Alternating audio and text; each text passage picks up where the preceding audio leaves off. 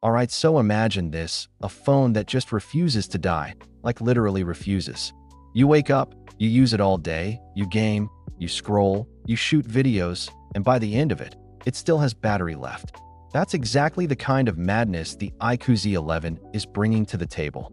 This thing is packing a massive 9020 mAh battery, a super bright 165Hz AMOLED display, and a brand new Dimensity 8500 chip, all at a price that honestly feels kind of unreal. But is it actually that good?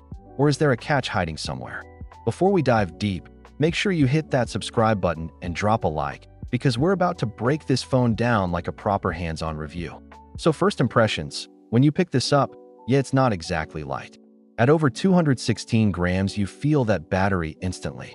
But weirdly, it doesn't feel bulky because it's just 8.3 millimeters thick. That combination is kind of wild. You get this slim profile, but with a heavy, dense feel that actually screams durability.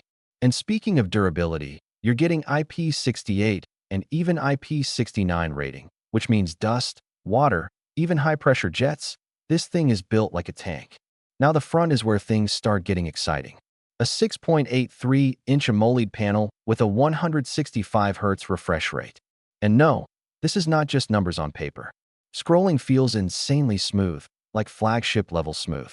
Colors pop, blacks are deep, and the brightness goes up to a ridiculous peak of 5,000 nits. Even under harsh sunlight, you're not squinting at your screen. It just stays visible. And that 2160Hz PWM dimming also means your eyes don't get tired as quickly, especially at night. Performance is another area where this phone is clearly trying to punch above its price. The Dimensity 8500 is built on a 4-nanometer process, and in real-world use, it feels fast. Apps open quickly, multitasking is smooth, and gaming is actually impressive. You can push heavy titles, high graphics, high frame rates, and it holds up without major frame drops.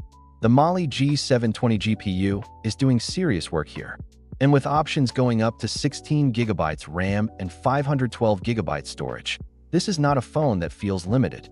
Now let's talk about software. You're getting Android 16 with Origin OS 6, and honestly, it's a mixed bag depending on your taste. It's smooth, it's customizable, animations are clean, but yeah, there is some bloat and a different design language compared to stock Android. Once you get used to it though, it actually feels fast and responsive, and that's what matters in daily use. Camera setup is simple but effective. A 50-megapixel main sensor with OIS. No unnecessary extra cameras, just for marketing. And in daylight, this camera performs well.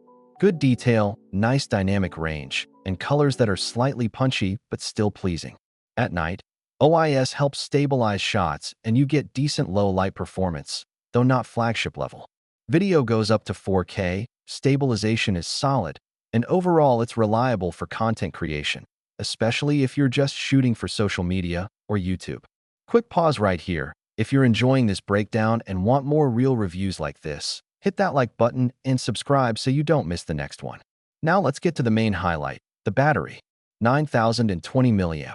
That number alone sounds insane, but the real story is the experience. This is easily a 2-day phone for most people. Even heavy users are going to struggle to kill it in a single day. Gaming, streaming, constant usage, it just keeps going. And when you finally do need to charge, 90-watt fast charging gets you back up quickly. It's not the absolute fastest out there, but for a battery this big, it's seriously impressive. Audio is solid too. Stereo speakers give you a good loud output, decent bass, and clear vocals. No headphone jack, which is expected now, but you do get Bluetooth 5.4 with aptX HD, so wireless audio is high quality. Now obviously, it's not perfect. The plastic back might not feel premium to some people. The camera system is good, but not groundbreaking. And Origin OS might not be everyone's favorite. But here's the thing, you have to look at the full package. For the price, what you're getting here is kind of crazy. This is a phone that focuses on what actually matters to most users. Battery life, smooth display, strong performance, and durability. It's not trying to be flashy with unnecessary features. It's just trying to be reliable, powerful, and long-lasting. So the big question, should you buy it? If you care about battery more than anything else, this is probably one of the best options right now.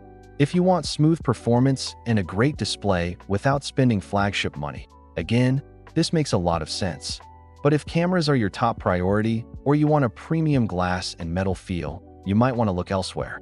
Overall, the iQOO Z11 feels like a statement. A phone that says you don't need to spend a fortune to get a powerful, reliable device that can easily last you all day and then some. And yeah, that's pretty much it for this one.